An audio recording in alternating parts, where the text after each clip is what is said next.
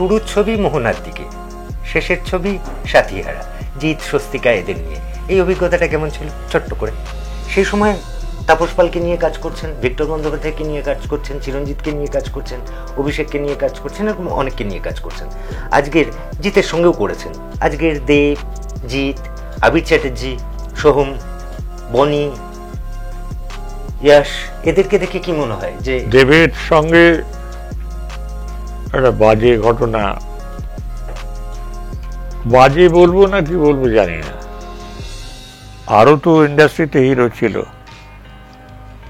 তাদের একটা চাপা অভিমান ছিল যে বিরুদ্ধে ছবি করলে তাপস, এরকম একটা রটে গিয়েছিল। এমনকি একদিন NT1-এর ওখান দিয়ে দেবশ্রীর মা যাচ্ছেন, কালুদাও যাচ্ছে হেঁটে হেঁটে, কালুদা আর আমি যাচ্ছি। উনি হঠাৎ আওয়াজ দিলেন কালুদাকে, এই যে রথীন বাবু, আপনি তো বীরেশ চ্যাটার্জি ছাড়া ডিরেক্টর দেখেন না, আর তাপস ছাড়া হিরো দেখেন না। পড়াশোনায় ভালো, মেধাবী ছাত্র, ছবির জগতে অ্যাসিস্ট করবেন, আপনার বোধহয় অভিনেতা হওয়ারও একটা শখ ছিল। হ্যাঁ,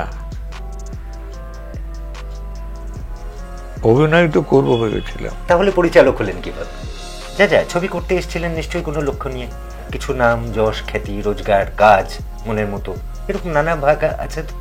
তো আজকের ডেটে গিয়ে কিছু পেয়েছি, কিছু পাইনি, কিছু হয়েছে, কিছু হয়নি। সেরা পাওয়া এখনো অবধি অমিতাভের অমি আর জয়ার ইয়া, এই দুটো মিলে অমিয়া প্রোডাকশনের নাম।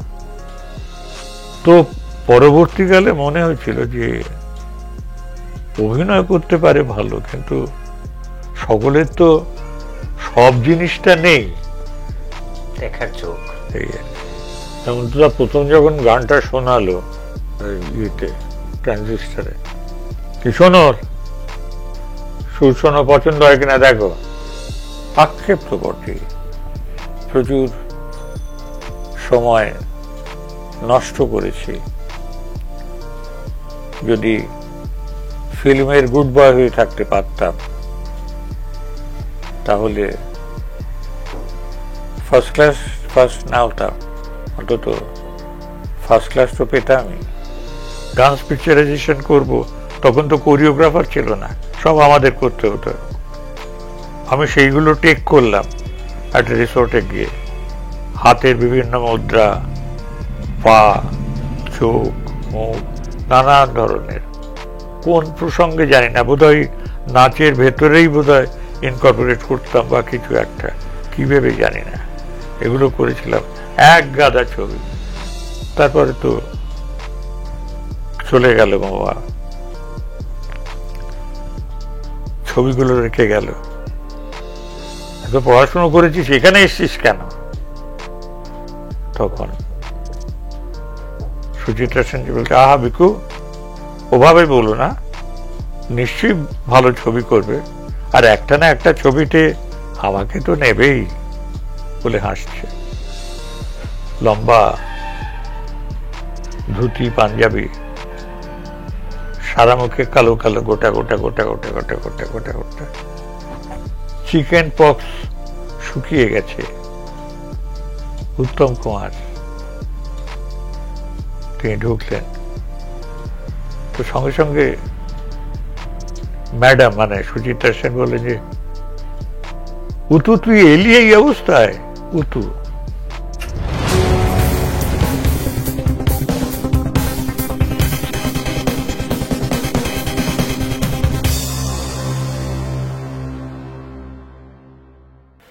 নমস্কার, আমি স্বরূপ দত্ত, আর আপনারা দেখছেন Tollywood focus Kolkata. Tollywood focus কলকাতার সিনে স্বরূপ। সিনে স্বরূপের আজকের অতিথিকে পরিচয় করিয়ে দেওয়ার আগে ছোট্ট 30 সেকেন্ড একটু কথা বলে নেওয়া। তা হলো, বাঙালি তো খেলা পাগল মানুষ। বাঙালি কেন, বা ভারতীয়রা, গোটা পৃথিবীতেই বিনোদন, খেলার থেকে বেশি বিনোদন আর কোথায় পাওয়া যায়? লাইভ পাওয়া যায়। আমরা যে দুটো খেলা নিয়ে সব থেকে বেশি মেতে থাকি, ক্রিকেট আর ফুটবল, তার দুটো নিয়ে 30 সেকেন্ড করে কথা বলে। ধরুন যদি আমি ফুটবল নিয়ে আলোচনা করি, আমি কেন, এই গোটা পৃথিবীর যে কেউ, দুজন সেরা লোক পেলে, মারাদোনা। বাট এর বাইরেও না কিছু মানুষ থেকে যান, তারা এমন ছাপ রেখে যান এই পৃথিবীটায় যেগুলো ভোলার নয়। আপনারা অনেকেই বার্সেলোনা ক্লাবের সাপোর্টার, এবং বার্সেলোনা ক্লাব তারা ফুটবলটা খেলে ওদের নিজেদের স্টেডিয়াম নু ক্যাম্পে বা ক্যাম্প নিউতে। আপনি জানেন এই ক্যাম্প নিউ কীভাবে তৈরি হয়েছিল? কুবালা বলে একজন ফুটবলার এসেছিলেন বার্সেলোনাতে, তাকে দেখতে এত মানুষ হাজির হতো যে বার্সেলোনা কর্তারা ভাবেন যে এবার তো যে কোনো দিন স্টেডিয়াম ভেঙে পড়বে, তাই বড় স্টেডিয়াম বানাতে হবে। ওই কুবালার জন্য তৈরি হয়েছিল যে স্টেডিয়াম, সেটাই আজ ক্যাম্প নিউ, যেখানে মেসিরা খেলেন বা পরবর্তী প্রজন্ম খেয়েছেন। কুবালা সেই মানুষটা যার জন্যে ফিফাকে ফ্রি কিকের নিয়ম বদলাতে হয়েছিল, যে সামনে ওয়াল করে দাঁড়াও, নাহলে এই লোকটা সব বলেই গোল করে যাবে। অর্থাৎ কিছু মানুষ আসেন, এমন ছাপ রেখে যান যাদের মানুষ আর ভুলতে পারে না।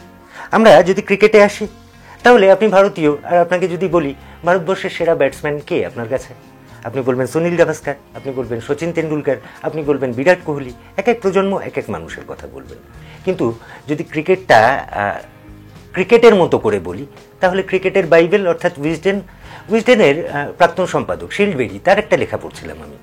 তিনি বলছিলেন বীরেন্দ্র সেহবাগকে কখনো ভোলা যাবে না। তার কারণ বীরেন্দ্র সেহবাগ খেলাটার টেস্ট ক্রিকেটের প্যাটার্ন বদলে দিয়েছিলেন। রান আ বল, টেস্ট ক্রিকেটেও যে প্রতি বলে রান নিতে হয়, এই প্যাটার্নটা বদলে দিয়েছিলেন বীরেন্দ্র সেহবাগ। বীরেন্দ্র সেহবাগকে আমরা কি বলে ডাকি? বীরু। গোটা ভারতীয়রা তাই নামে ডাকে, বীরুপন্থী। এই বাংলাতেও সিনেমার জগতে, ছবির জগতে একজন বীরু ছিলেন, আছেন, থাকবেন। সেই বীরু অর্থাৎ বীরেশ চ্যাটার্জি ৮-৯-এর দশকে এবং তারপরেও বাংলাতে আমাদের কত কত দর্শককে এমন এমন ছবি উপহার দিয়েছেন যেগুলো মানুষের মনের মণিকোঠায় থেকে গিয়েছে। আজও সেগুলো দেখে বাঙালি হাসে, কাঁদে, একাত্মবোধ করে, ভালো লাগায় বাঙালিকে। তো আজ সেই পরিচালক বীরেশ চট্টোপাধ্যায়, তিনি রয়েছেন আমাদের সঙ্গে। বীরুদা নমস্কার। নমস্কার বীরুদা, অনেক কিছু জিজ্ঞেস করার। প্রথম জিজ্ঞাসাটাই, এরকম কপাল জানি না কজনের হয়, এক পরিচালক ছবি তৈরি করছেন, ছবির মাঝপথ বা অনেকটা হয়ে গেছেন, আর ছবির লিড অ্যাক্ট্রেস, নায়িকা, তিনি মারা গেলেন। সামলায় কি করে মানুষ? মহুয়া রায়চৌধুরী চলে গেলেন আপনার আশীর্বাদ ছবি অভিনয় করতে করতে। কি হয়েছিল ঘটনা, কিভাবে সামাল দিলেন যদি বলেন? আসলে মহুয়া 12-13 দিন অভিনয়ের পরে একটা সিকোয়েন্স আসলো, ডান্স সিকোয়েন্স। তো ও তো ভীষণ বিজি ছিল, তো গেলাম তাগাদা দিতে শুটিংয়ে ওর বাড়িতে নিউ ইয়র্কে করে। দিয়ে বললাম যে কি করছো না করছো, বলো চিন্তা করো না, একেবারে চিন্তা করো না,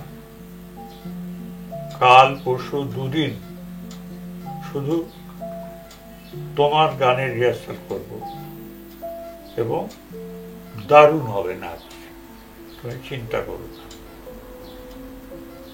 শুনে বেরিয়ে চলে এলাম। রাত তখন কথা হবে 8:30 এরকম। চলে আসলাম, সঙ্গে ওর সঙ্গে তিলক ছিল, দুজনে। তিলক কিছু বলেনি, শুনছিল।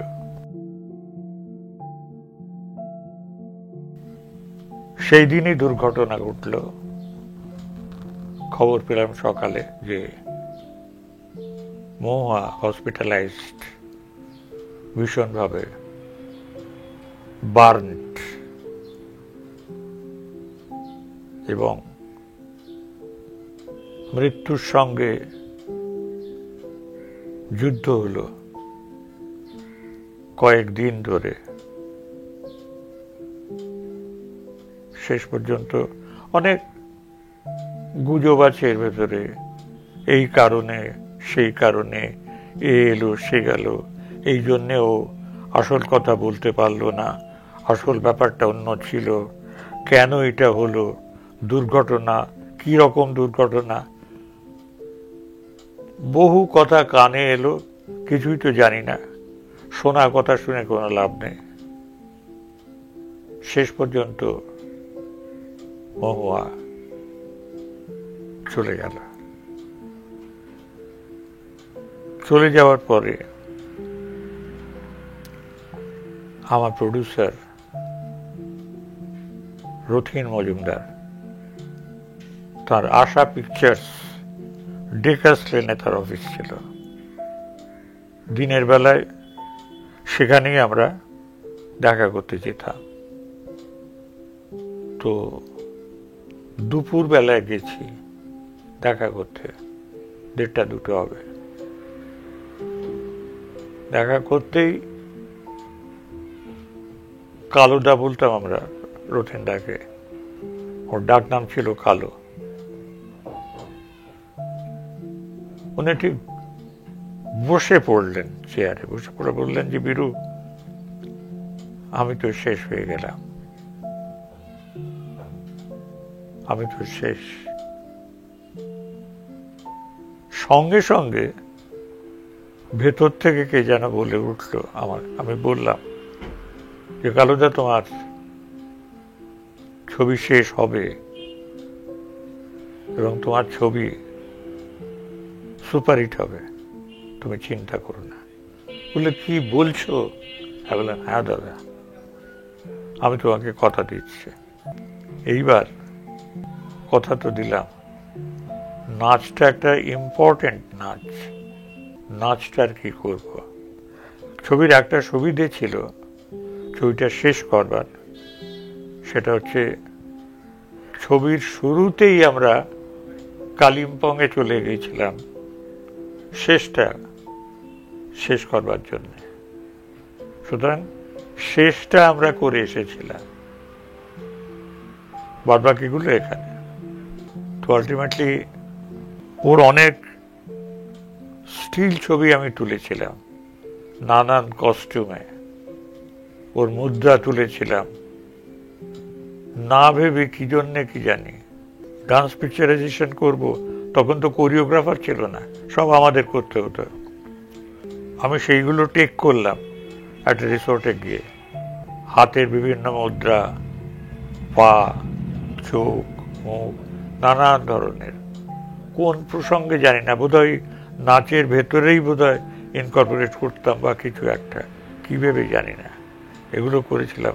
এক গাদা ছবি। তারপরে তো চলে গেল বাবা, ছবিগুলো রেখে গেল। ছবিগুলোকে আমি এনলার্জ করলাম। এন্টিওয়ানে আমার যে বসার ঘরটা, সেখানে সমস্ত ছবিগুলোকে সাজালাম আমি নানানভাবে। বড় টেবিল ছিল তো, নানানভাবে সাজাচ্ছি সাজাচ্ছি সাজাচ্ছি। কখনো এটা এখানে, এটা ওখানে, এটা ওখানে, সেটা এখানে, নানানভাবে সাজাচ্ছি। কখনো চোখটা দিচ্ছি, কখনো ইয়েটা করছি। করতে করতে করতে করতে করতে করতে রাত্রির কখন 9:30 বেজে গেছে আমি জানি না।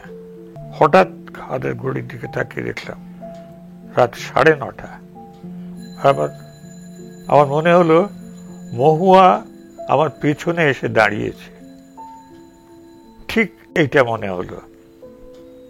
আমি বললাম, কি, কে কে কে কে, কোথায় কে? কিন্তু তখন আমার নোট করা হয়ে গেছে, কোনটার পরে কোনটার পরে কোনটা আনবো, কোনটার পরে কোনটা আনবো। রাধা আমাদের দারোয়ান, রাধা বললো, বীরুবাবু এবার যাও, বাড়ি যাও, 9:30 বেজে গেছে। বললাম, হ্যাঁ দাদা যাই। তো কাজটা আমার হয়ে গেল সেই সন্ধ্যে থেকে। 1 নম্বর স্টিলের পরে 2 নম্বর স্টিল, তারপরে 3, 4, 5, কিভাবে গানটা চলছে, গানের সঙ্গে সঙ্গে চালাচ্ছি, চালিয়ে চালিয়ে চালিয়ে চালিয়ে। তো ওই স্টিলগুলো দিয়ে সমস্ত গানটাকে পিকচারাইজ করেছিলাম। Fridge shot, fridge shot, fridge shot, fridge shot, এবং তাতে একটা কায়দাবাজি হয়ে গেল, একটা নাম হয়ে গেল, একটা স্টাইল হয়ে গেল, যে একটা পুরো নাচ গান পিকচারাইজ করা হলো এই স্টাইলে, এবং ডামি দিয়ে ছবির বেশ কিছু অংশ ওই ওভার দ্য শোল্ডার যেভাবে নিয়ে আমরা শুট করা হলো। ছবি কিন্তু হিট করেছিল। আশীর্বাদ। বিরুদাকে প্রচুর কথা জিজ্ঞেস করেন। আশীর্বাদ দিয়ে শুরু হলো, মহুয়া রায়চৌধুরী হলো, তাহলে মহুয়া রায়চৌধুরীর বিপরীতে অভিনয় করছিলেন তাপস পাল। বিরুদা বলা হয় তরুণ মজুমদারের হাত ধরে তাপস পালের এই বাংলা ছবির জগতে আসা। হ্যাঁ, এটাও তো ঠিক যে তাপস পালের সঙ্গে আপনি বোধহয় 8টি ছবিতে একসঙ্গে কাজ করেছেন। সেই মানুষটাও আজ পৃথিবীতে নেই, চলে গেলেন। এই 8টা ছবি এবং সবকটাই প্রায় সুপারহিট। তাপস পালের সঙ্গে যদি কিছু বলেন, যে কেমন করে তাপসের সঙ্গে একটা আন্ডারস্ট্যান্ডিং ছিল। গল্প পেলেই মনে হতো এটা তাপসকে নিয়ে নি। এটাতে একটা কুফলও ফলেছিল, সেটা হচ্ছে যে আরো তো ইন্ডাস্ট্রিতে হিরো ছিল, তাদের একটা চাপা অভিমান ছিল যে বিরুদ্ধা তো ছবি করলে তাপস, এরকম একটা রুটে গিয়েছিল। এমনকি একদিন NT1-এর ওখান দিয়ে দেবশ্রীর মা যাচ্ছেন, কালুদাও যাচ্ছে হেঁটে হেঁটে, কালুদা আর আমি যাচ্ছি। উনি হঠাৎ আওয়াজ দিলেন কালুদাকে, এই যে রথীন বাবু, আপনি তো বীরেশ চ্যাটার্জি ছাড়া ডিরেক্টর দেখেন না, আর তাপস ছাড়া হিরো দেখেন না। বললেন কালুদাও সব গায়ে মারত না কিছু। তো এরকম একটা রুটে গিয়েছিল। আন্ডারস্ট্যান্ডিং এর ব্যাপার হয়ে যায়, হয়ে যেত, মনে হতো এটা তাপসকেই নিয়ে নি, এই আর কি। মহুয়া রায়চৌধুরী এবং তাপস পাল দুজনেই ফের ফিরব, যেহেতু দুজনের নাম উঠে এলো, সামান্য কথা হলো, আমি দুটো করে লাইন আবার বিরুদার থেকে জেনে নিয়ে বাকি জায়গায় যাব। এক, মহুয়া রায়চৌধুরী এই আশীর্বাদ ছবিতেই অনিল চ্যাটার্জি তার বাবা হয়েছিলেন। মহুয়া রায়চৌধুরী একবার জিজ্ঞেস করছেন অনিল চ্যাটার্জিকে যে, বাবা আমি না থাকলে তোমার খুব কষ্ট হবে না গো? তখন অনিল চ্যাটার্জি উত্তর দিচ্ছেন, এই কেমন জানিস তো মা, আমার হৃৎপিণ্ডটা যদি বাইরে বেরিয়ে এসে আমাকে জিজ্ঞেস করে, আচ্ছা আমি না থাকলে আপনার অসুবিধা হবে, অনেকটা তেমন। এসব লেখা আপনার হাত থেকে বা অনিমেষ দার হাত থেকে কিভাবে বেরোতো? বেরিয়েছে, কি করা যাবে, সময়, এক একটা সময় এক একটা জিনিস হয়। ইন্সপিরেশন বা ভেতর থেকে প্রেরণা, ওটা হঠাৎই আসে, হঠাৎ। আমি একদিন একজনকে জিজ্ঞেস করেছিলাম যে ওর সঙ্গে আমার এত ভাব ছিল, এত ভাব, আজকে ও আমাকে দেখতেই পারে না, তাকাতেই চায় না আমার দিকে, কেন? তার উত্তরে যাকে জিজ্ঞেস করলাম তিনি বললেন যে, কি জানো, আকাশে যখন মেঘ আসে, কালো মেঘকে বলে দিতে হয় না যে কালো মেঘ এবার তুমি এসো, সে আসে, আপন মনে আসে। আবার একটা সময় সেই কালো মেঘ সরে যায়, আবার শরতের সুন্দর পেঁজা, ওই ওই পেঁজা তুলোর মতো পেঁজা পেঁজা মেঘগুলো আকাশে ভাসতে থাকে। এর কোনোটার উপরেই তোমার আমার হাত নেই। সময়, তো এই সময়কে আমি খুব বিশ্বাস করি। পরের প্রশ্নেও যাব, যেহেতু ওই দুটো ছবি নিয়ে দুজন মানুষকে নিয়ে কথা হলো। আচ্ছা বিরুদা, শুধু ভালোবাসেন বলে তাই নয়, বাঁচতেন বলে তাই নয়, নীলিমায় নীল, নীলিমায় নীলের ওই আনন্দের চরিত্র সেই সময় তাপস পাল ছাড়া আর কেউ করার মতো ছিলেন বাংলায়? আমার মনে হয়নি, কারণ ওটা একটা মিনিমাম হাইটের দরকার ছিল। ওটার ইচ্ছে করে ওই যে চরিত্রটা ওইভাবে সাজাবো, আমার মনে হয়েছিল যে এটা যদি তাপসকে এইভাবে সাজানো যায় দারুণ লাগবে। এবং সত্যি আমি নিজে খুব খুশি ছিলাম যে তাপসকে ওইরকম ধুতি, পাঞ্জাবি, ওইরকম চুল, চশমা বেশ লেগেছিল, বেশ রোমান্টিকও লেগেছিল খুব। তো ভাবা গেল একটু নতুন করে তাপসকে নিয়ে। এই হলো। মাননীয় দর্শক, আরো অনেক কিছুতে যাব, নীলিমায় নীলে আসবো, অন্যান্য ছবির কথায় আসবো। বিরেশদা মানে তো প্রচুর ভালো ভালো ছবি, একান্ত আপন, করি দিয়ে কিনলাম, সব ঢুকবো। বিরেশদার একটা মুম্বাই যাত্রা আছে, ঋষিকেশ মুখোপাধ্যায়ের সঙ্গে কাজ করা, সেখানে বড় বড় কাজ। কিন্তু তারও আগে বিরেশদার প্রথম বাংলা ছবি, আপনি অ্যাসিস্ট্যান্ট ডিরেক্টর হিসেবে কাজ করছেন, উত্তর ফাল্গুনী, বাংলা ছবির জগতের অন্যতম মাইলস্টোন। সেরকম একটা ছবিতে সেই অর্থে আপনার হাতে করি হচ্ছে গোটা বিষয়টা, এবং সেটা অসিত সেনের সঙ্গে, সামনে সুচিত্রা সেন, বসন্ত চৌধুরী, বিকাশ রায়, বসন্ত চৌধুরী, বিকাশ রায়, বিকাশ রায়, ইয়েস, দিলীপ মুখার্জি, দিলীপ মুখোপাধ্যায়। তো কিভাবে? আমার মনে আছে প্রথম শুটিং দিন, শুটিং কাকে বলে জানি না, যিনি চিফ অ্যাসিস্ট্যান্ট ছিলেন তিনি বললেন যে অতটার সময় চলে আসবে। চলে গেছি, ফ্লোরের মধ্যে ঢুকতে হবে, ঢুকে গেছি, ঢুকে গিয়ে দেখি মোড়াতে বসে আছেন সুচিত্রা সেন, বাইজির পোশাকে, পান্নাবাই, একটু দূরে বিকাশ রায়। এরা সব স্বপ্নের মানুষ, এদের কথা বরাবর স্বপ্ন দেখেছি। হঠাৎ দেখি তারা সামনে বসে আছে। অসিত সেন আলাপ করিয়ে দিলেন, রমা আমার নতুন অ্যাসিস্ট্যান্ট বীরেশ, ও প্রেসিডেন্সি থেকে পড়াশোনা করেছে। বিকাশ দাকেও আলাপ করে দিল। তো বিকাশ দা বললো যে এত পড়াশোনা করেছিস, এখানে এসছিস কেন? তখন সুচিত্রা সেন বলছে, আহা বিকু, ওভাবে বলো না, নিশ্চয়ই ভালো ছবি করবে, আর একটা না একটা ছবিতে আমাকে তো নেবেই, বলে হাসছে।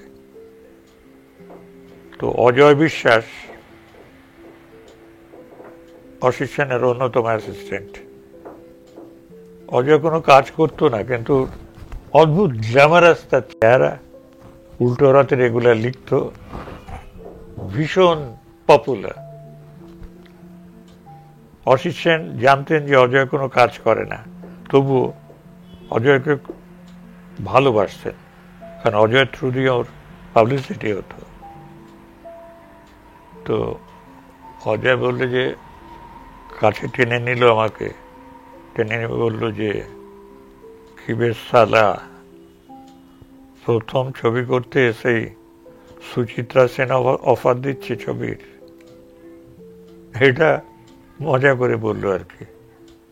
আমি তো অফারও বুঝলাম না, সুচিত্রা সেন অফার দিলে কি হয় তাও বুঝলাম না, ভ্যাবা চাকা খেয়ে দাঁড়িয়ে আছি। এমন সময় দেখি যে একজন মানুষ ঢুকছেন, লম্বা ধুতি পাঞ্জাবি, সারা মুখে কালো কালো গোটা গোটা গোটা গোটা গোটা গোটা গোটা গোটা, চিকেন পক্স শুকিয়ে গেছে, উত্তম কুমার। তিনি ঢুকলেন, তো সঙ্গে সঙ্গে ম্যাডাম মানে সুচিত্রা সেন বললেন যে, উতু তুই এলি এই অবস্থায়? উতু তো উত্তমদা বললেন যে, তখন উত্তমদার কথা বলি না, এখন উত্তমদা হিসেবে বলছি, হ্যাঁ আসতে হলো, প্রডিউসারের ছবি একবার তো দেখা দিতে হয়, ওটা উত্তম কুমার প্রোডাকশনের ছবি, উত্তর ফাল্গুন। এই হলো প্রথম দিনে শুটিংয়ের, এইটুকু মনে আছে। এটুকু অবধিও এলেন কিভাবে বিরুদ্ধা? আপনি তো প্রেসিডেন্সিতে ইংরেজি নিয়ে এমএ করছেন বা করলেন, পড়াশোনায় ভালো, মেধাবী ছাত্র, ছবির জগতে অ্যাসিস্ট করবেন, আপনার বোধহয় অভিনেতা হওয়ারও একটা শখ ছিল। হ্যাঁ, অভিনয় তো করবো ভেবেছিলাম। তাহলে পরিচালক হলেন কিভাবে?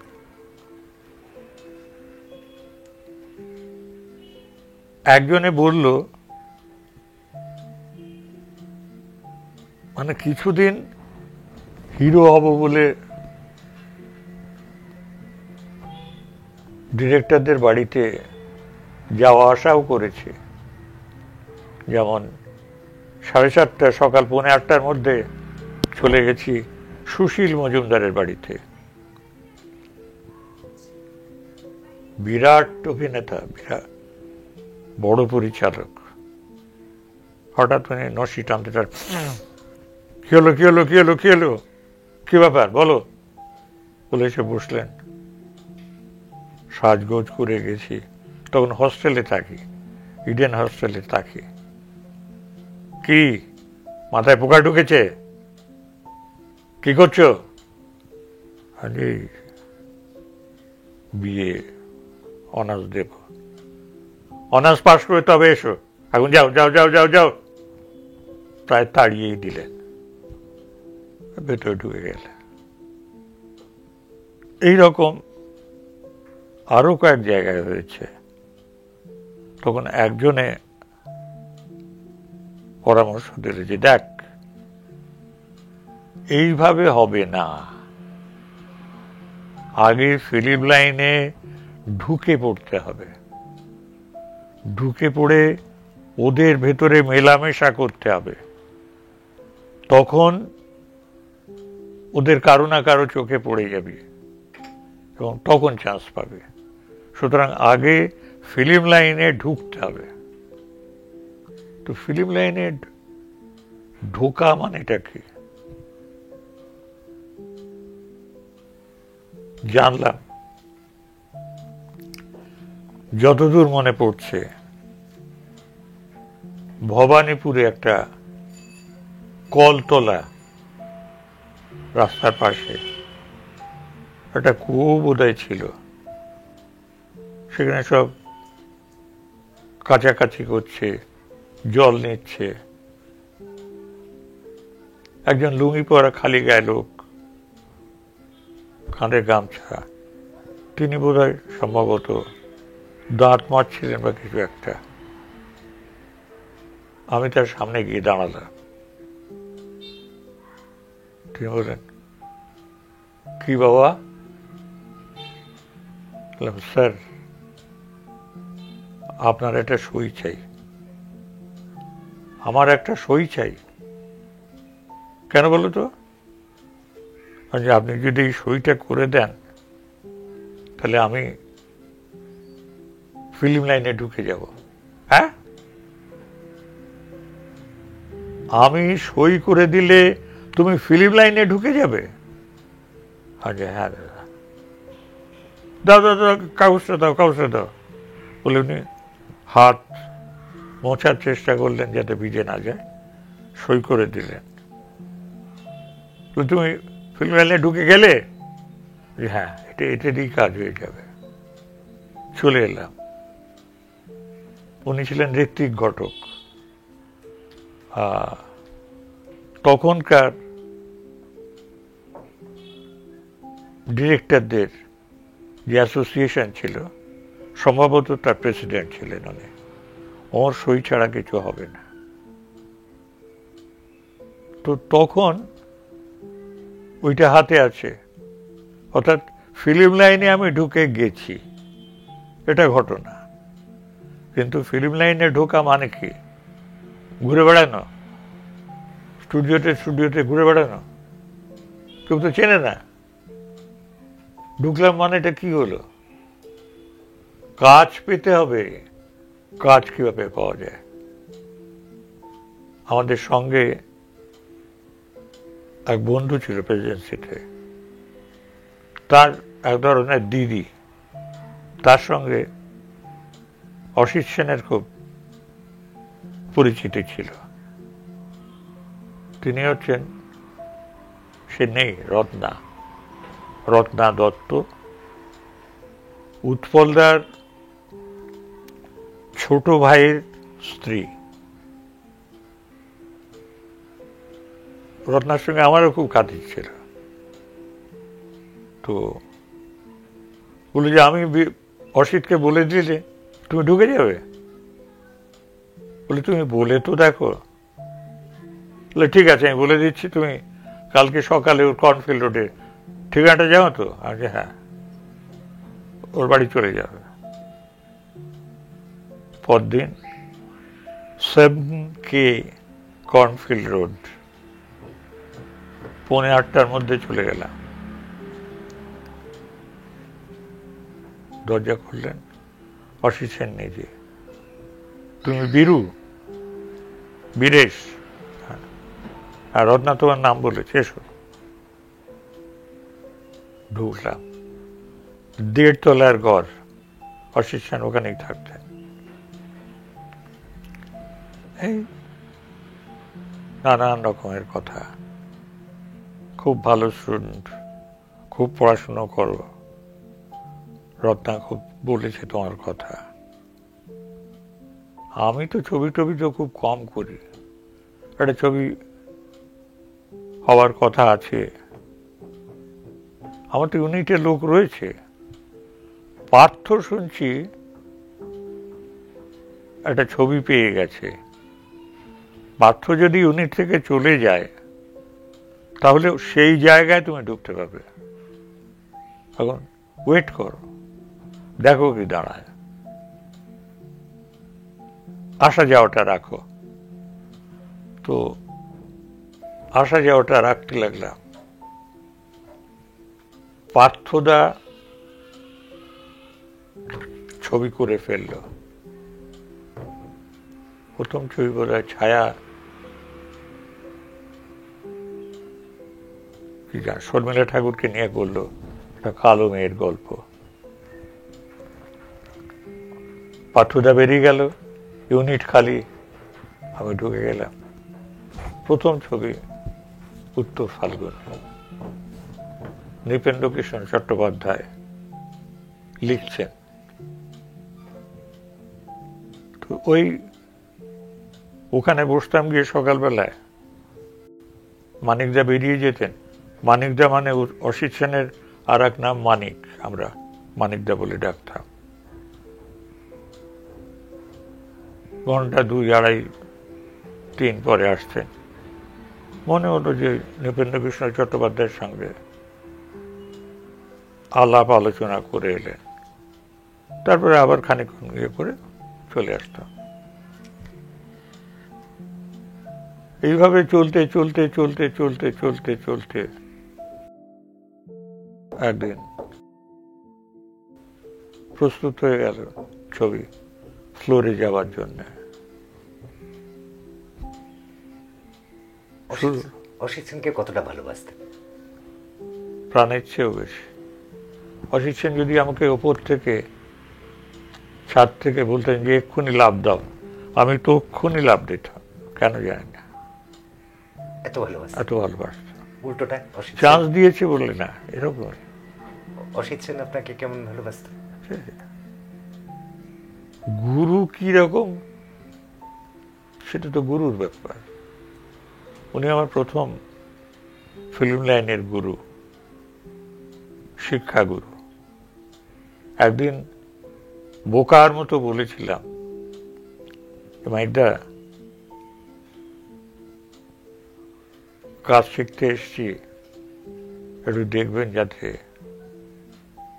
না না না, কাজ আবার কি? কাজ শেখানো টেখানো না, এটা কি বিদ্যালয় নাকি? কাজ কেউ কাউকে শেখায় না, শিখতে হয়। থাকো, তোমাকে তো পয়সা দেয়া হচ্ছে, তুমি তো চাকরি করছো, চাকরি করো, করো, এগো এগো এগো, সব আস্তে আস্তে মাথায় ঢুকে যাবে। হাতি ঘোড়া কিচ্ছু না। এই গেল এই পর্ব, এদিকে আবার ফের আসবো। এরপর ঋষিকেশ মুখোপাধ্যায়, তার কাছে চলে যাওয়া, গোটা 8 ছবিতে তাকে অ্যাসিস্ট করা, এবং কিসব ছবি অভিমান দিয়ে শুরু। যদি বিষয় ঋষিদের কাছে গেছি অনেক পরে, অনেক পরে। তার আগে উত্তমদাকে অ্যাসিস্ট করেছি বনপলাশী পদাবলীতে। ছবিটা বন্ধ হয়ে গেল ওই নকশাল কি একটা ঝামেলাতে, ছবি বন্ধ।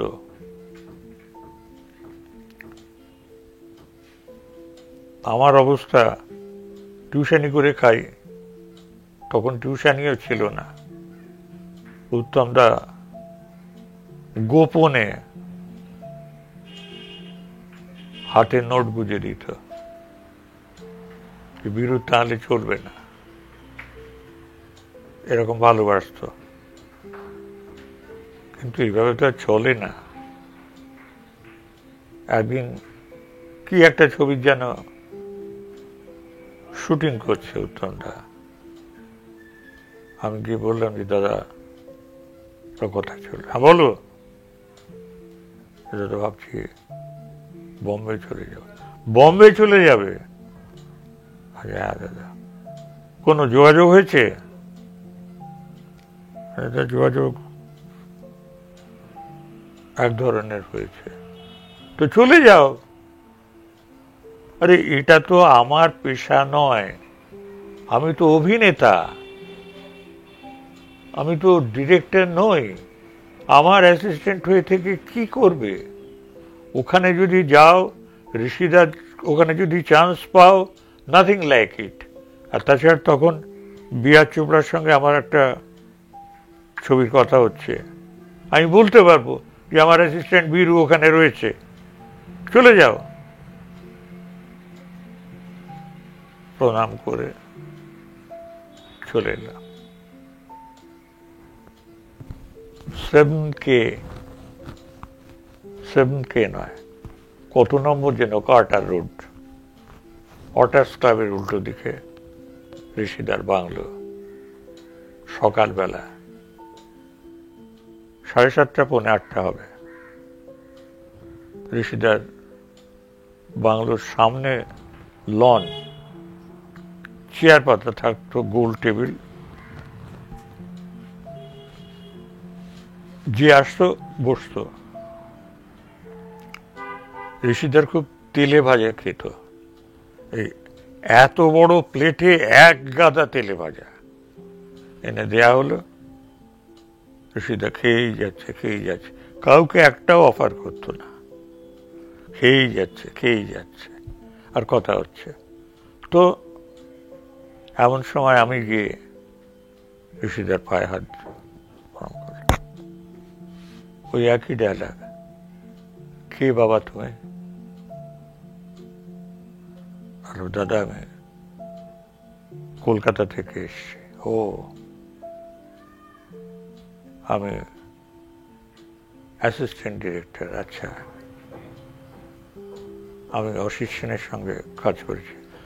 তুমি অসিতের সঙ্গে কাজ করেছ? হ্যাঁ। কোন ছবি? উত্তর ফাল্গুনি আর মমতা। ও আচ্ছা আচ্ছা আচ্ছা আচ্ছা। দাদা একটা চিঠিও আছে, দেখি চিঠি। একজন চিঠি লিখেছিল, নাম ভুলে যাচ্ছি, সুব্রত সামথিং, সুব্রত সেন শর্মা বোধহয়, যে এই ছেলেটি জন্য যদি কিছু করতে পারো দেখো, গোছের। তাকালেন আমার দিকে, আমার গলা চোখড হয়ে গেছে ইমোশনে। কারণ দাদা, আমি আপনার আনন্দ দেখেছি,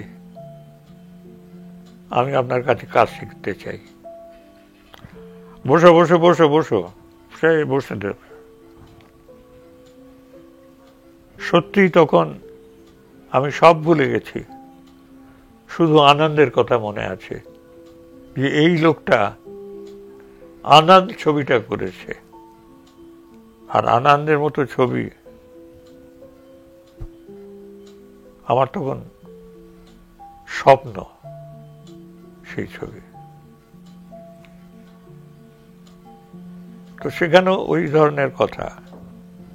আমার তো বাবা ইউনিট ফুল কত টাকা এনেছো? 155 টাকা। কোথায় উঠেছ? সান্তাক্রুজ ইস্টে লাভলি গেস্ট হাউসে। কজন আছো রুমে? 6 জন। 6জনই গুজরাটি। আচ্ছা, ঠিক আছে, আসা যাওয়া করো। আমার যে অ্যাসোসিয়েট ডিরেক্টর অনিল ঘোষ, ও শুনছি কতকগুলো ছবি করছে। ও যদি ইউনিট ছেড়ে দেয় তাহলে তোমাকে নিয়ে নিতে পারবো। তো অনিলদা তখন দেখছি একের পর এক ছবি শুধু মহরত করে যাচ্ছে। আর যে বাপরে, কপাল কপাল খুলে গেল। একদিন নবেন্দু ঘোষ লেখক, নিত্যানন্দ দত্ত ঋষিদার অ্যাসিস্ট্যান্ট, আর আমি, আমাদের ডেকে ঋষিদা বললেন যে একটা গল্পের আইডিয়া মাথায় এসছে, নবেন্দুদা বললেন যে একই প্রফেশন, স্বামী স্ত্রী, একজন আর একজনকে ছাপিয়ে যাচ্ছে, আর একজন সহ্য করতে পারছে না, তার থেকে যে জটিলতার সৃষ্টি।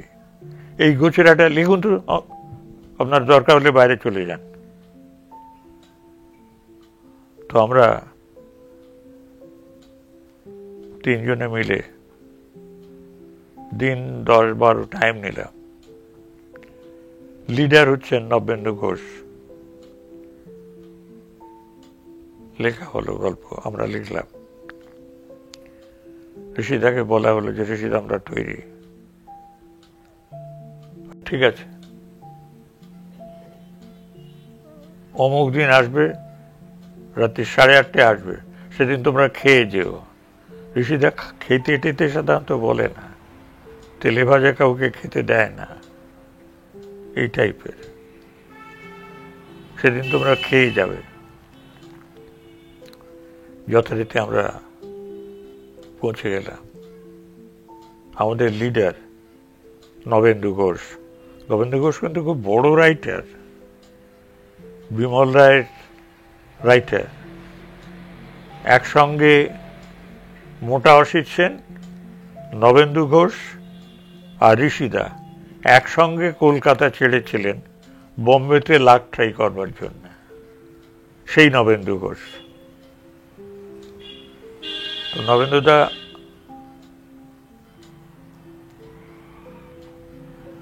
শোনালেন যা লেখা হয়েছে। ঋষিদা শুনে খানিকক্ষণ থাম মেরে গেলেন। তারপর বললেন যে ইস,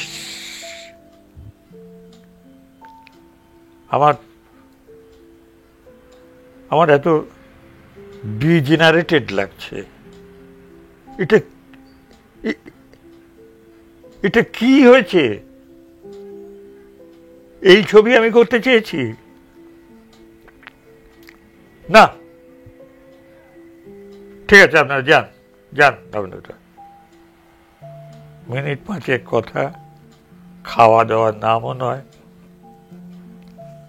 সুর করে বেরিয়ে চলে গেলাম। তারপরেই বললেন যে বীরেশ সকাল 8টার মধ্যে চলে আসবে প্রত্যেক দিন বাড়িতে। এবার Rishida in his own style, লেখো সিন নাম্বার 1 অমুক, লোকেশনের নাম, যেমন নদীর পাড় অথবা অমিতাভের কি যার নাম ছিল ভুলে গেছে, তার বাড়ি, এরকম লোকেশনের নাম দিয়ে জিস্ট, সেখানে কি ঘটছে। সিন নাম্বার 2 এই লিখছো তো? এইভাবে 12, 14, 16 খানা সিন লেখা হলো। ঠিক আছে, আজকে ছেড়ে দাও, আবার কালকে আসবে। আবার গেলাম পড়ো প্রথম থেকে, সিন নাম্বার 1। ইস, 1 নম্বর সিনে এইটা কেন? এটা নয়, 1 নম্বর সিনে হবে এইটা, লেখো। ওটা কেটে দিলাম, সঙ্গে সঙ্গে নতুনটা লিখলাম।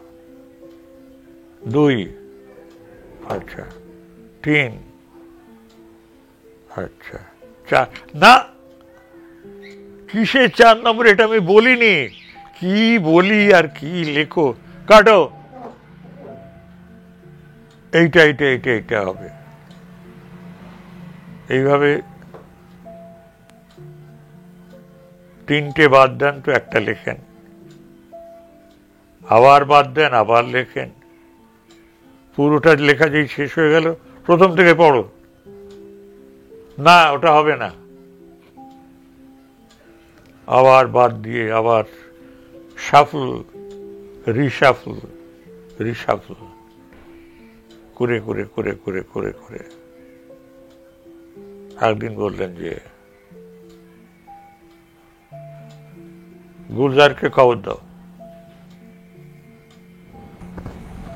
গুলজারটা তখন রাইজিং, কি হ্যান্ডসাম আর কি গ্ল্যামার, কি হেলথ। বলা হলো গুলজার লিখতে হবে। দাদা, ঋষিদা মানে তো সব, জয়া অমিতাভ তো পিতৃস্থানীয়। এটা কি আগে থেকে আপনারা যখন লিখছেন তখন থেকেই জানেন যে অমিতাভ বচ্চন আর জয়া বাদুরী অভিনয় করবেন, না লেখাটার শেষে ঠিক করলো? আমরা কিছুই জানি না, পরে জানলাম যে কাস্টিং হবে অমিতাভ জয়া। আরো পরে জানলাম তখন অমিতাভ জয়ার প্রেম। আরো পরে জানলাম যে প্রোডাকশন ওদের দুজনের। আরো পরে জানা গেল যে অমিতাভের অমি আর জয়ার ইয়া, এই দুটো মিলে অমিয়া প্রোডাকশনের নাম। আর প্রডিউসার থাকবে অমিতাভের যে সেক্রেটারি পবন কুমার, সে, আর ঋষিদার আর একজন অ্যাসিস্ট্যান্ট ছিল সুশীলা কামাত, যে জয়া ভাদুড়ির সেক্রেটারি। এদের দুজনের নামে, এরা দুজনে যেন প্রডিউসার। আসলে টাকা পয়সা সব জয়ার। অমিতাভ তো তখন নোওয়্যার, জাস্ট জঞ্জির বলে একটা ছবি প্রকাশ মেহরা ওই ছবিটা লেগেছে, বাদ বাকি সব ফ্লপ। আর জয়া তখন সুপার সুপার সুপার জায়গায় রয়েছে, এবং জয়া চাইছে অমিতাভকে টেনে তুলতে। তার জন্য এই ছবি হলো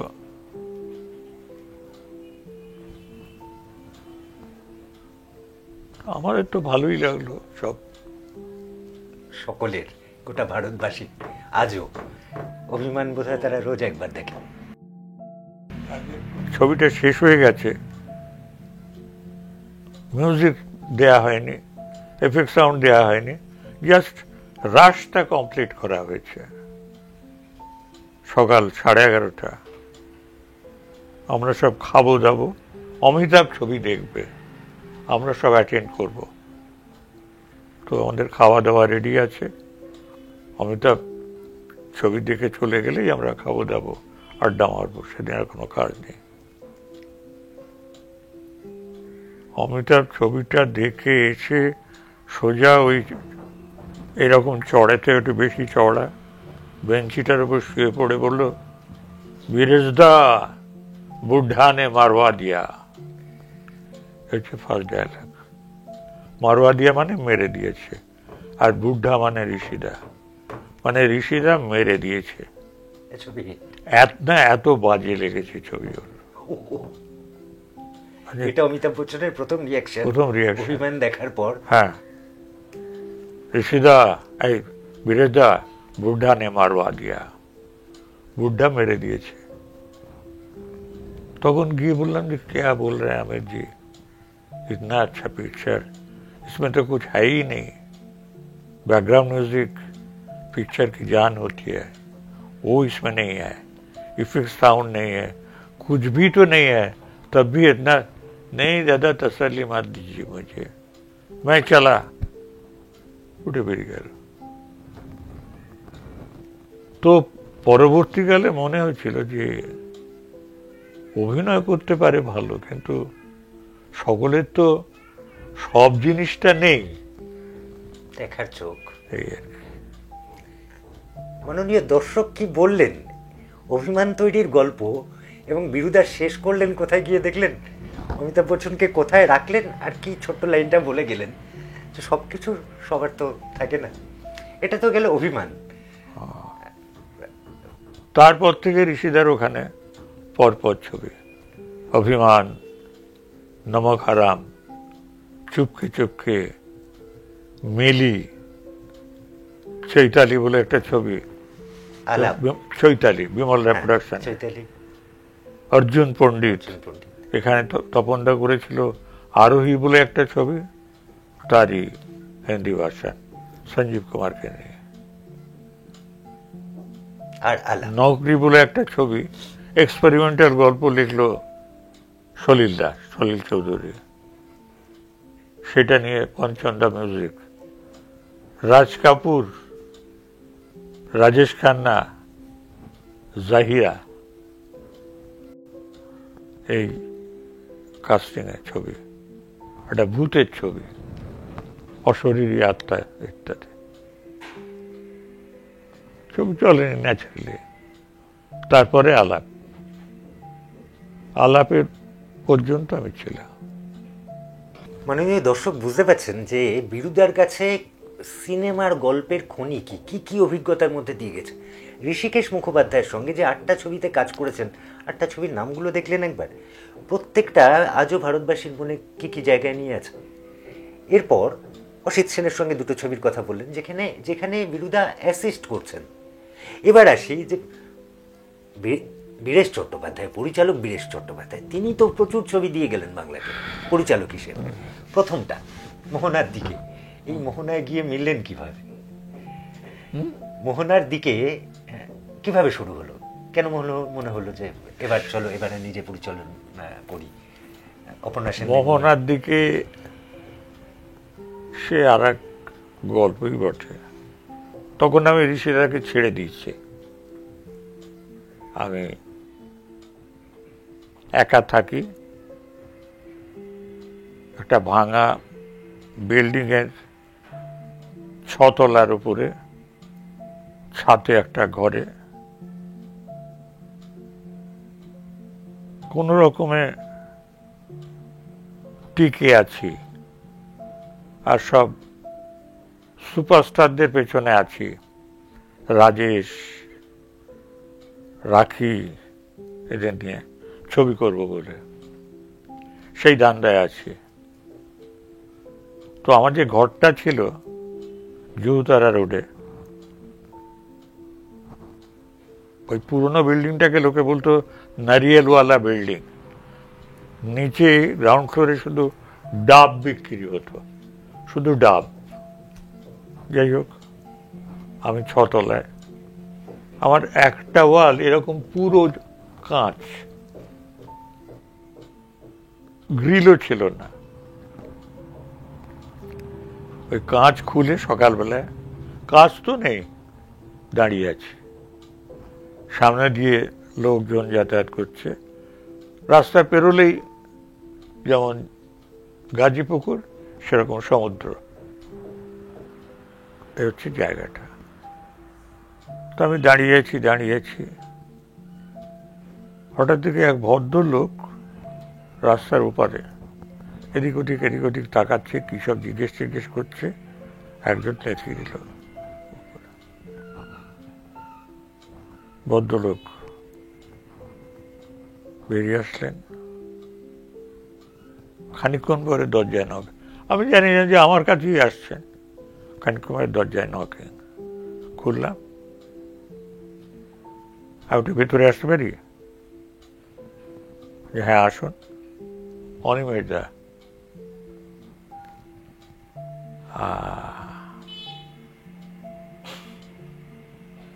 বসুন দাদা। তার আগে অনেক গল্প কিছু বাদশাহ দিয়ে বলছে। অনিমেষ রায়চৌধুরী হচ্ছেন পঞ্চমদার, মানে আর ডি বর্মনের যে অ্যাসোসিয়েট, যাকে পঞ্চমদার চোখে হারায়, তার আপন ভাগ্নে অনিমেষদা। তো বোম্বেতে আসলে ওখানেই ওঠে। এবং আপনার সঙ্গে অনিমেষদার সম্পর্ক শুরু হচ্ছে ওখান থেকে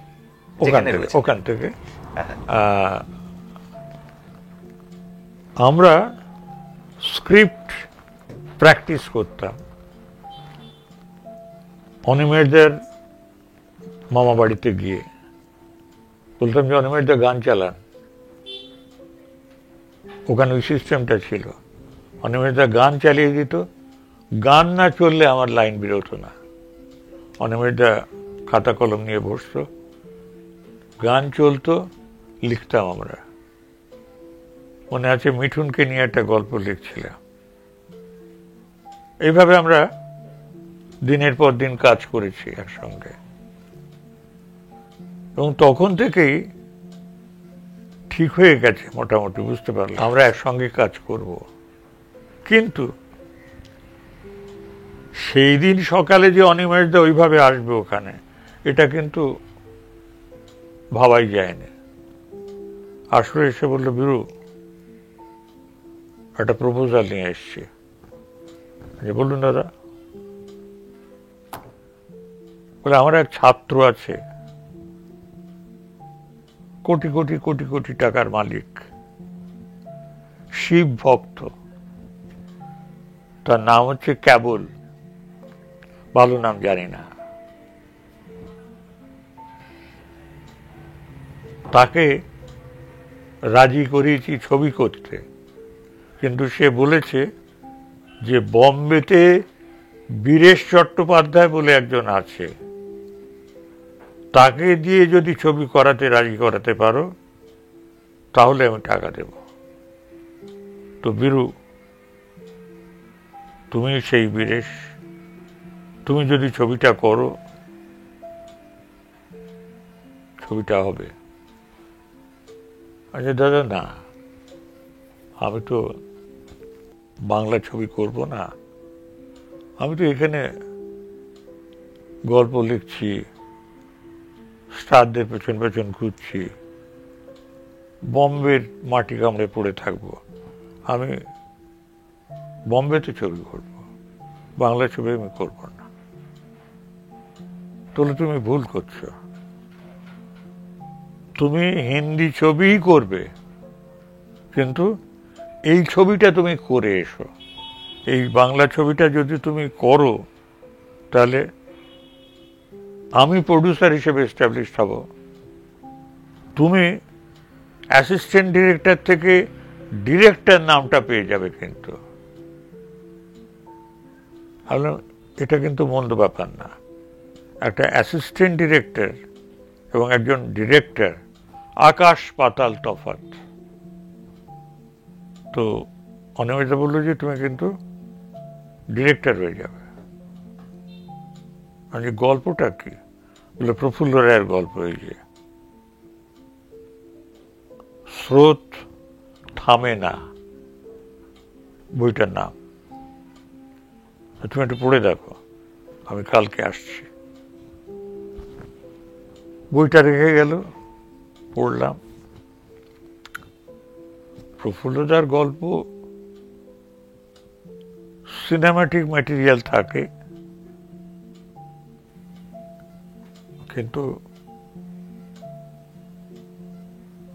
হয় কি, সাহিত্য এক জিনিস, গল্প আর এক জিনিস। অনেকে স্টোরি টেলার আছে, অনেকে সাহিত্যিক আছে। যাই হোক, স্রোত থামে না একটা গল্প করা যেতে পারে। অনিমিতা আসলে আমি বললাম, দাদা অনেক কিন্তু পাল্টাতে হবে। বলে তোমার যেমন খুশি তুমি পাল্টাও, কিন্তু ছবিটা করো। স্টার কাউকে ভেবেছেন? বলে অপর্ণা সেনকে ভেবেছি। অপর্ণার সঙ্গে আমার ফ্রেন্ড আলাপ ছিল তার আগে। আমি যখন পার্থদার চেলার মতো ঘুরে বেড়াতাম, তখন পার্থদার বন্ধু ছিল তো অপর্ণার স্বামী, কি নাম ছিল জানা, ভুলে গেছি। তার বাড়িতে যেতাম, অপর্ণা দেখতাম। অপর্ণা ভীষণ বিজি অ্যাজ আ স্টার। রাজি হয়ে গেলাম, বম্বেতে গেলাম, কাস্টিং করলাম, ছবি হলো, ছবি সুপারহিট হলো। আর আসা হলো না বম্বেতে। পরপর ছবি তখন ওখানে। যখন ছবির প্রথম শো হচ্ছে ভারতীয় সিনেমাতে, তখন রতিন মজুমদার এসে বললেন হাফ টাইমে, এই যে বীরেশবাবু, আপনি আমার একটা ছবি করবেন? হ্যাঁ দাদা করবো। বলে ঠিক আছে, কালকে সন্ধ্যে 7:30টার সময় কারনানি ম্যানশনে আমার অফিস আছে, যাবেন, কথা হবে। এই যোগাযোগ হতে থাকলো।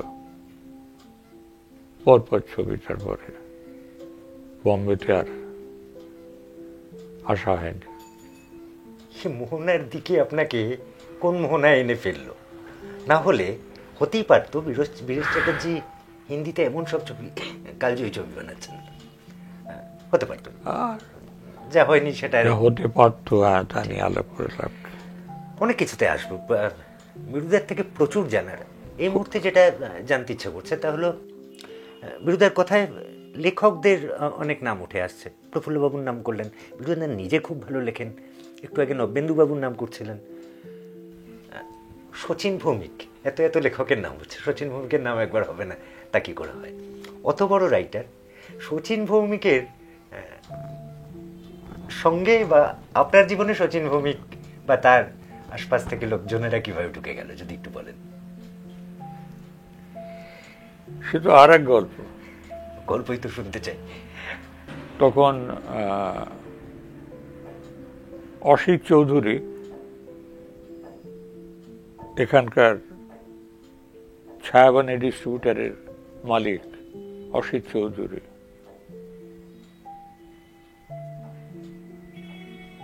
তিনি হঠাৎ আমাকে প্রপোজাল পাঠালেন যে বীরু, আমি বাংলা ছবি 16 মিলিমিটারে চালাতে চাই বম্বেতে, তুমি হবে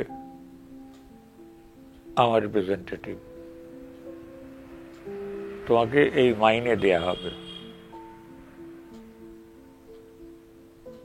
তো সেই কাজে নেমে পড়লাম। সে গল্প থাক। তো সেই কাজ যখন করছি, হঠাৎ একদিন ঠিক ওইভাবে সকালবেলায় যেভাবে অনিমেষ দে এসেছিল একদিন, ওইভাবেই একটি বেঁটে মতো রোগা মতো লোক এদিক ওদিক এদিক ওদিক এদিক তাকাচ্ছে। আলটিমেটলি তাকে দেখিয়ে দিল ওপরের তলা। ওপরে এসে উপস্থিত হলো অসীম পাল, কলকাতার একজন ডিরেক্টর। তিনি এখানে একটি ছবি করেছেন, গোল পার্কে থাকেন। ছবিটার নাম হলো চৈতন্য মহাপ্রভু না গৌরাঙ্গ মহাপ্রভু গোছের। সে বললেন, বীরু, তুমি আমারে চিনবা না, আমি তোমারে খুব ভালো করে চিনি।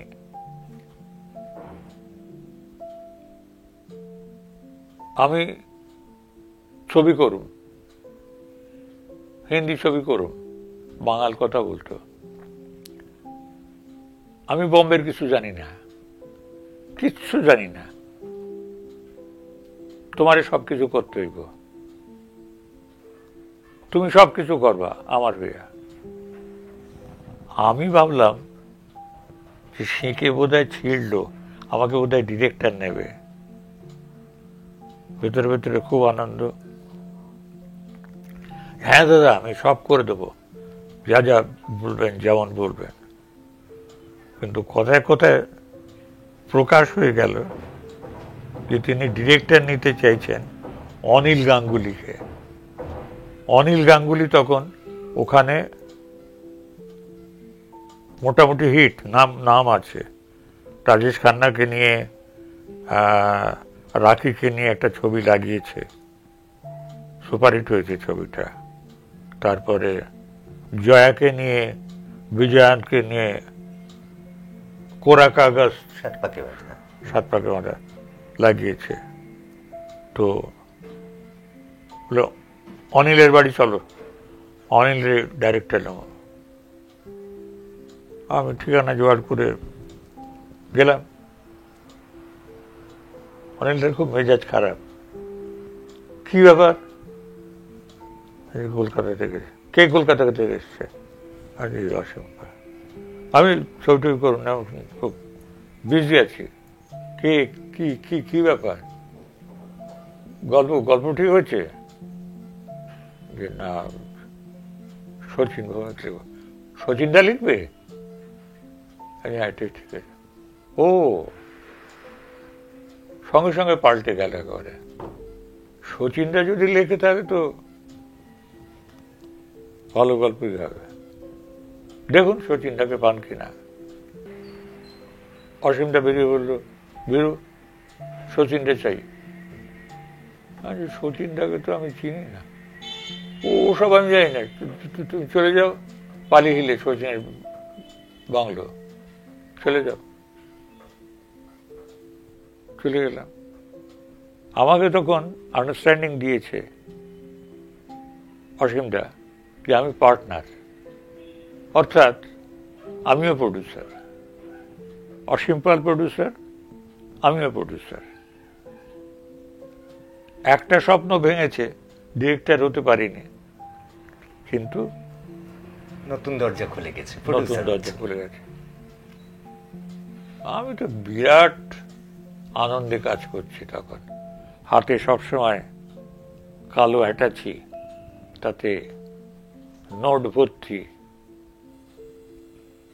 পেছনে অসীমদা। তো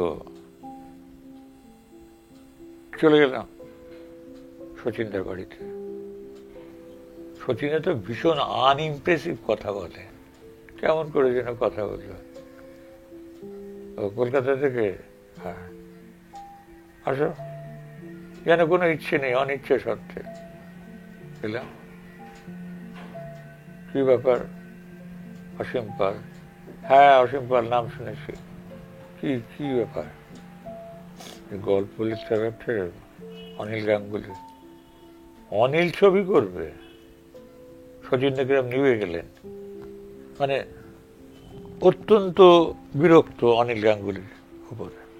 এক একজনের এক এক চেহারা। বলে না, অনিল গাঙ্গুলি যদি হয় ডিরেক্টর তাহলে প্রডিউসার পয়সা দেবে। ঠিক আছে, দেখি। একটা গল্প আইডিয়া ভাবা আছে। আপনাকে আসতে হবে না, বিরু তুমি দুদিন পরে চলে এসো তো, সকালের দিকে 9টার মধ্যে এসো। আমি দেখি তোমার দেব কিছু ভাবা যায় কিনা। বেরিয়ে আসলাম। সেন বলল, শচীন তোমারে লাইক করছে। কি বুঝলা? শচীনের কাছ থেকে কাজ লিখতে হইব। চলে আসলাম। পরদিন 3 দিন পরে গেছি। বলেছি, শোনো, আইডিয়াটা মাথায় এসছে, ওদের কাস্টিং এর কোনো এ নেই তো? বলে না, অনিল গাঙ্গুলি তো, রাখি থাকবে। রাখি তো থাকবেই, আরো। তো ঠিক আছে, একটা সিটিং করো অনিলের সঙ্গে, একটা সিটিং করো, আলোচনা করি। তো ওখানে স্টোরি সিটিং মানে সে এক এলাহি ব্যাপার, ভাবাই যায় না।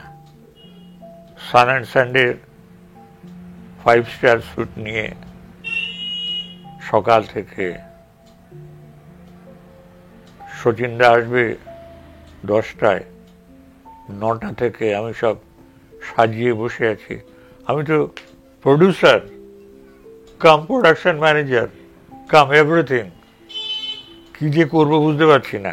এই ধরনের কাজ করার কোনো অভিজ্ঞতা নেই, কিন্তু অগাধ স্বাধীনতা। সমস্ত ব্যবস্থা হয়ে গেছে, চাইনিজ খাবার টাবার। অনেকটা 10টার সময় চলে আসলো, বিয়ার ফিয়ার রেডি টেডি করে একেবারে। শচীন এলো 12:30। 10টায় বলে। ও অনিল এসে গেছো? হ্যাঁ। বসলো। আসুন আসুন আসুন। দেখে কেমন যেন গলে গেল অনিল গাঙ্গুলি। যেটা গল্প ভেবেছি, কি যে বলে শচীনদার কোনো কথা আমি বুঝতে পারতাম না। ওর ভেতরেই গল্প বুঝে নিতে হবে। কি একটা সাদা গোড়া,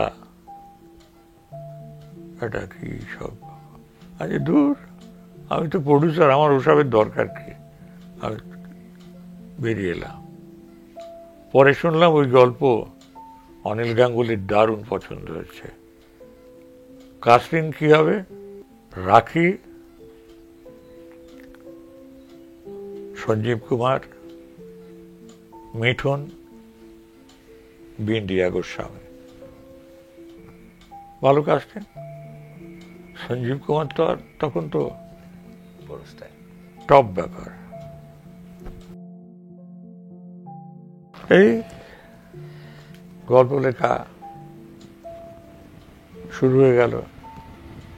তখন অসীমদার শালা ইন্ডিয়ান এয়ারলাইন্সের পাইলট, সেই ভিলে পার্লার ওখানে একটা বিরাট বিল্ডিং ছিল পাইলটদের, সেখানে থাকতো 10 তলায় বোধ হয়। আমার সেখানে অবারিত দ্বার, কারণ অসীমদা তো কিছুই জানে না। আমি যা মানে আমি দেবতা আর কি অসীমদার কাছে। কিন্তু বলেছে, বিরু তুমি আর যাইও না, 5 স্টার স্যুট বুক করছি, থেকে যাও, এখানে মজা করো। আজ কি মজা করবো কি জানি। ঠিক আছে, চলে গেল অসীমদা। 5 স্টার হোটেল, খালি ঘর, কোনোদিন থাকিনি। চাদরটা তুললাম, দেখি নিচে সাদা সেই যেমন হয়। বাথরুমে গেলাম, ফ্রিজ খুললাম, সে অত দেখেই পেট ভরে গেল। কি একটু খাবার টাবার অর্ডার দিয়ে ঘুমিয়ে গেলাম। সকাল হলেই কোনো মতে বিল ফিল চুকিয়ে অসীমদার কাছে, পাইলট ওদের বিল্ডিং। এইভাবে কাজ শুরু হয়ে গেল। তারপরে যখনই স্টোরি সিটিং হতো, ওই সান অ্যান্ড সানডে স্যুট বুক করে। কি ম্যাসিভ ওয়েস্টেজ! একটা স্টোরি সিটিং হবে, তাতে কত খরচ হতো। শুধু খাওয়া, বিয়ার খাওয়া, এই আনন্দ করা। শচীনদা তো আসলো 15 মিনিট 20 মিনিট চলে গেল। ইয়াসুফনার ওখানে তো সিটিং আছে, সেখান থেকে আবার কার কাছে যেন সিটিং আছে। শচীনদা তখন মরার ফুরসত নেই। অনিল গাঙ্গুলিকে 15 মিনিট টাইম দিয়েছে, এনাফ। ব্যাপার। এইভাবে শচীনদার সঙ্গে আমার আলাপ। এ তো গেল আলাপ পর্ব। শচীন ভৌমিকের আত্মীয় আপনার স্ত্রী হয়ে গেলেন কিভাবে? সে তো হয়েছে। বিরুদা, সেই অর্থে শেষবার টালিগঞ্জে ছবি করলেন সাথীহারা, জিতের সঙ্গে। শুরুর ছবি মোহনার দিকে, শেষের ছবি সাথীহারা, জিৎ স্বস্তিকা এদের নিয়ে। এই অভিজ্ঞতাটা কেমন ছিল ছোট্ট করে? ভালো, খারাপ, ওঠা পড়া, আনন্দ, কষ্ট মিলিয়ে মিশিয়ে সবকিছু ছিল। বেকারত্ব ছিল, আবার এমনও হয়েছে যে প্রডিউসার রিভলভার নিয়ে ঘুরে বেড়াচ্ছে, বলে সোজা দানা ভরে দেব এরপরে ছবি যদি আমার না করো। এমনও হয়েছে। আবার ছবি নেই, বসে আছি, এমনও হয়েছে। আবার হয়তো বসে আছি স্টুডিওতে, লোক নেই, হঠাৎ একজন আসলেন, এসে বললেন আপনাকে এক্ষুনি যেতে হবে। কোথায়? সল্ট লেকে। রাত্রির ফেয়ার কিন্তু কোনো ঠিক নেই। তার মানে যিনি আসল আলোচনা করবেন তিনি বাড়ি আসবেন 11:30টায়। তারপর তিনি রেডি টেডি হয়ে 12:30 1টায় আমাদের আলোচনা শুরু হবে। আপনাকে পৌঁছে দেওয়া হবে 4:30 5টার মধ্যে, আপনাকে বাড়িতে পৌঁছে দেওয়া হবে। আমি হ্যাঁ না তখনও কিছু বলিনি। তখন উনি এসে বললেন, কোনো চিন্তা করবেন না, আপনাকে সব দিক দিয়ে পুষিয়ে দেয়া হবে, অর্থাৎ আমাকে প্রচুর টাকা দেয়া হবে। এখন চলুন। তো চললাম সল্ট লেকে। সে এলাহি বাড়ি, বিরাট বাড়ি। তারা অ্যাজ ইট ইজ আছেন এখনো। তিনি বাড়ির মালিক, তার বিরাট ব্যবসা, চালের ব্যবসা, নুনের ব্যবসা।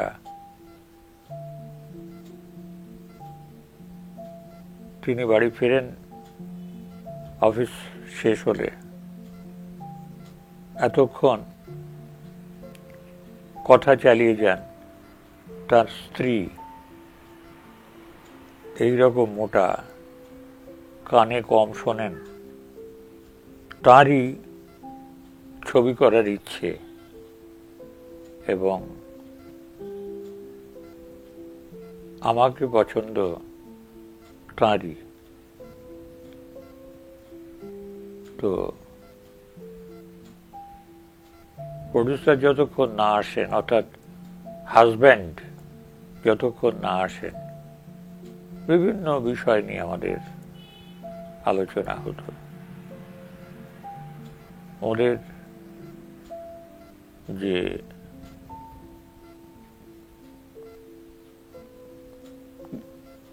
দেবতা, আরাধ্যা দেবতা, কি নাম, খুব সম্ভবত মা ভুবনেশ্বরী, তার একটা মন্দির ওদের বাড়িতে বোধহয় আছে। সেই অথবা সেই মন্দিরের ছবি কোথাও দেখেছেন, তার মিনিয়েচার তৈরি করা হয়েছে। এবার সেই মন্দিরের আদলে এলাহি মন্দির তৈরি করা হবে, তার জন্যে প্রচুর টাকা লাগবে এবং সেই টাকা আয় হবে যে ছবি ওরা তৈরি করবেন সেই ছবি থেকে। এটা কোন ছবি? এই ছবির নাম হলো মিস মৈত্রেয়ী বলে একটা ছবি। ঋতুপর্ণা লিড চরিত্রে, বাদবাকি সব বম্বে টম্বে। ওরা চেনেন, আমি চিনি না। আমার চেনাশোনা শুধু ঋতু। আর রাত্রি 12টার পর থেকে সে কি খাওয়া, কত ধরনের যে খাওয়া, আর ঘুমের মধ্যে খাওয়াও যায় না। তখন তো ঘুম পাচ্ছে, তখন তো আসল আলোচনাটা শুরু হবে। ভদ্রলোক এত ভালো, পরে শুনেছিলাম যে এটা ওর স্ত্রীর ইচ্ছাক্রমে তার সময় যাতে কাটে ভালো করে, তার যাতে কি একটা হিন্দিতে কথা আছে না, দিল বহলনা গোছের, মনোরঞ্জনের জন্য মোটামুটি। তো সেই ছবি হয়েছিল। প্রচুর ছবি করে বীরেশ চ্যাটার্জি, বীরেশ চট্টোপাধ্যায়, বিরুদা যেমনটা পাওয়ার, যা এক্সপেক্ট করেছিলেন শুরুর দিনগুলোয়, শেষ দিকে এসে কি বোঝেন যে পেলেন এই পর্যন্ত? কি পাবো? যা যা ছবি করতে এসেছিলেন নিশ্চয়ই কোনো লক্ষ্য নিয়ে, কিছু নাম, যশ, খ্যাতি, রোজগার, কাজ, মনের মতো এরকম নানা ভাগ আছে। তো আজকের ডেটে গিয়ে কিছু পেয়েছি, কিছু পাইনি, কিছু হয়েছে, কিছু হয়নি। সেরা পাওয়া এখনো অবধি?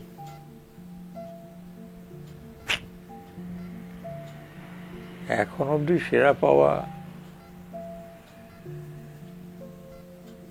না। একটা ভালো ছবি করার খুব ইচ্ছে, এখনো দেখা যাক কি দাঁড়ায়। কোনো আক্ষেপ? আক্ষেপ তো বটেই, প্রচুর সময় নষ্ট করেছি। যদি ফিল্মের গুড বয় হয়ে থাকতে পারতাম তাহলে ফার্স্ট না হতাম, অন্তত ফার্স্ট ক্লাস তো পেতামই। সেসব তো কিছুই হয়নি। খারাপ বয় ছিলাম। রাজনীতিতে না, অন প্রিন্সিপাল যায়নি। যদিও মনস্কতা ছিল, রাজনৈতিক মনস্কতা কোনো? যদিও মমতা দিদি পুরস্কার দিলেন, বিশেষ চলচ্চিত্র পুরস্কার। যাই হোক, তো দেখুন, ফিল্মে কোনটা যে ভালো কোনটা যে খারাপ, কবে যে ভালো ছবি হবে কবে যে খারাপ ছবি হবে, এগুলো তো বলা মুশকিল। নতুন বাংলা ছবি দেখেন বিরুদা? কিছু কিছু সব দেখা হয় না। এই ধরুন খাদান, হ্যাঁ, এসব ছবি দেখেন? খাদান, বহুরূপী, সুপারহিট হয়েছে শুনলাম। ঠিক, খাদান সুপারহিট হয়েছে, হ্যাঁ। বহুরূপী মানুষের ভালো লেগেছে, এটা সুপারহিট। টিকিট কেটে নিয়ে আসবে বলেছে, নিয়ে যাবে একসঙ্গে আমার ভাইপো। এখনকার পরিচালকদের সঙ্গে কথাবার্তা হয়? কম।